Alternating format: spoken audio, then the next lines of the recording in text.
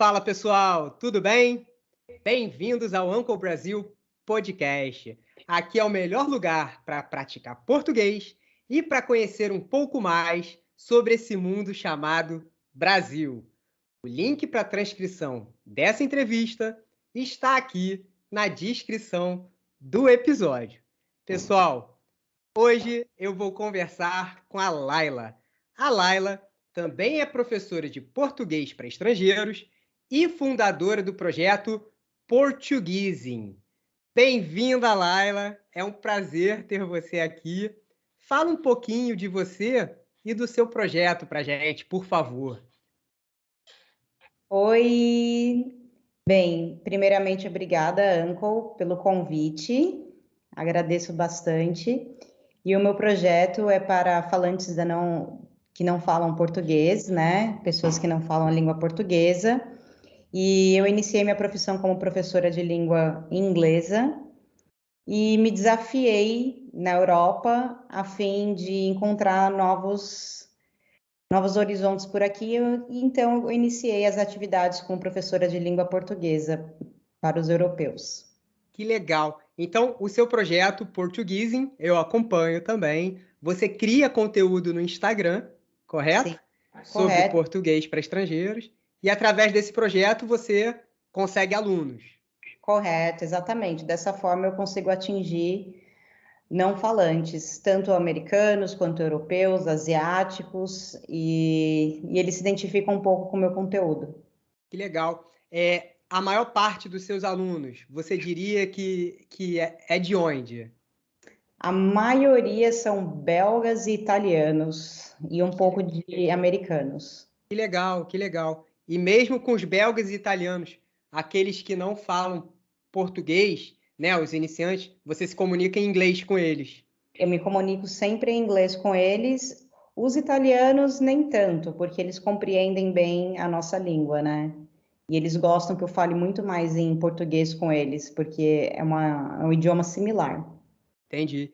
E eu acho que isso é um grande desafio para nós professores, né? Porque a gente ensina um idioma que já é difícil, né? O português ele é complicado, tem muitas regras, e ensinar isso em outro idioma, né? Em inglês, por exemplo, se torna um desafio maior ainda, né? Sim, Então, sim, porque nem sempre a tradução para o inglês é a mesma como a gente entende em português. é verdade. Então, a mesma frase nem sempre vai ser a mesma. Então, eu às vezes consulto amigos nativos da língua inglesa para falar assim, mas confirma uma coisa aqui para mim, por favor. Uhum. E como eu disse, nem sempre é a mesma coisa. Legal. Atenção. Então, Laila, conclusão. Estamos de parabéns, né? Estamos fazendo um trabalho muito legal em espalhar o português e a cultura brasileira para o mundo, né? Eu acho que é isso que a gente faz, né? Sim, sim, é um desafio e ao mesmo tempo eu acredito que o português está se tornando mais interessante, né? Eu moro hoje em Lisboa, mas eu tenho alunos aqui de diversos países que eles se interessam em aprender. Eles são locais, eles moram aqui, mas eles se interessam em aprender o português brasileiro do que o português europeu. Ó, legal. Então, eu acho que é um ponto para nós. Não só Uhum. eles almejam um dia conhecer o Brasil, mas eles acham a nossa cultura muito mais apetitosa do que a portuguesa. Legal. Bom saber disso. Aham, Parabéns pelo trabalho, Laila. obrigada. Pessoal, a Laila é de São Paulo. Eu Uhum. sou do Rio de Janeiro. Ou seja, a Laila é paulista e eu sou carioca.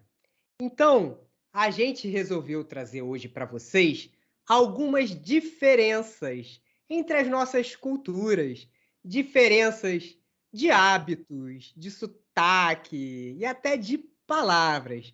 Então, Laila, eu queria começar essa parte com você falando um pouquinho sobre o que o estrangeiro pode encontrar em São Paulo. O que você sugere para os estrangeiros conhecerem? Essa é uma boa pergunta, porque você pode encontrar de atividades gratuitas a não. Então, das gratuitas, eu iria para o Parque Ibirapuera, Uhum. passaria ali o dia, encontraria vários museus, várias atividades gratuitas. Subiria para Paulista, que é uma avenida que você também encontra diversos museus e outras atividades internacionais. É uma região cosmopolitana. Dali você pode ir para Vila Madalena, onde você encontra muitos bares. Então, em São Paulo, além dos 13 milhões de habitantes que você Aham. faz parte, você pode encontrar de tudo um pouco, tanto de um estilo mais street style, né, Uhum. como algo mais refinado. Você iria para os Jardins, por exemplo, mas do outro lado da Augusta, que é os Jardins, você encontra um estilo mais descolado. Então, como seria no Rio de Janeiro? Me conta, porque nós não temos praia, então faz aí em bares e ter happy hours. Isso. Eu diria que a principal diferença entre Rio e São Paulo é justamente essa, né? É a praia. Então, a gente tendo praia, eu acredito que a nossa cultura seja mais forte durante o dia, né? Aqui o movimento da cidade é muito diurno, ou seja, durante o dia. Então, é muito em torno das praias. Aqui tem a Floresta da Tijuca, que é, se eu não me engano, a maior floresta urbana do mundo. Então, tem várias trilhas, cachoeiras. Então, eu, por exemplo, o meu estilo de vida é aproveitar mais o dia e à noite eu não sou muito de sair. E eu sinto que em São Paulo talvez seja um pouco diferente, né? A vida noturna, ou seja, a vida na parte da noite é mais movimentada. Tanto é que São Paulo tem a fama de ter bons restaurantes, né? Ter muitas atrações noturnas. Você concorda com isso? Eu concordo sem dúvida. De segunda a segunda você encontra baladas, clubbings, nightclubs, e que você simplesmente sai 6 horas da manhã numa tranquilidade tremenda. Eu acredito que no Rio de Janeiro também, é que você não conhece.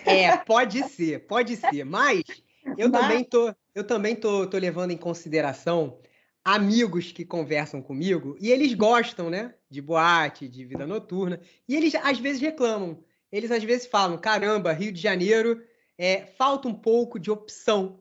E eu sinto que em São Paulo não é assim, né? Você tem opção todos os dias. sim, todos os dias nós temos opções. E uma coisa muito interessante que você falou, boate. Boate em São Paulo tem uma outra conotação, tem um outro significado. Sério? Boate em São Paulo é outra história, é a casa das primas, digamos assim. Sério? Eita, então falei besteira aqui. Mas interessante você falar isso, Laila, porque cai num outro assunto, que são as diferenças, né? De palavras, como essa, por exemplo, né? Aqui, se você fala boate, não tem essa conotação.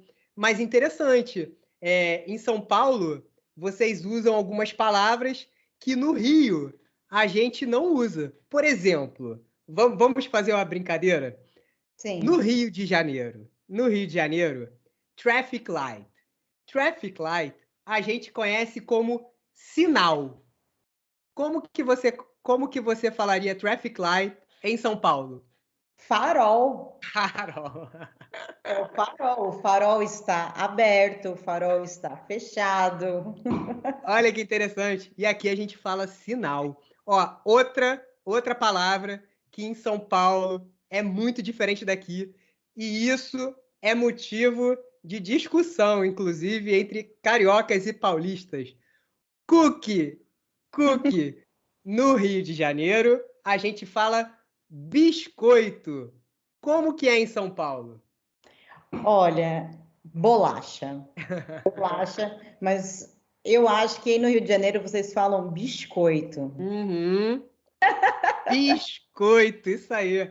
Mas Apesar aqui é bolacha. Bolacha. Meu Deus, mas tudo bem. Você trouxe outra questão interessante. Aqui é biscoito. Apesar da palavra ser escrita com S, no Rio de Janeiro, o S muitas vezes tem esse som de X, o que também é uma diferença muito interessante entre Rio e São Paulo, né? Uhum. E existem vários outros casos. Por exemplo, United States. eu falaria Estados Unidos. Como que você falaria? Estados Unidos. Estados Unidos. É um Estados Unidos tímido. Aqui tem esse som bem puxado do X. E existe também um outro sanduíche muito famoso na culinária do Rio. E eu acredito que na de São Paulo também, né? Sim. É o Grilled Ham and Cheese. No Rio, esse sanduíche se chama misto quente. Como que é o nome desse sanduíche em São Paulo? Misto quente. Misto quente. Isso é muito legal. É muito. Essa diferença de sotaque, ela também está na letra R. Concorda? Sem dúvida. Aqui no Rio, door, a gente fala porta.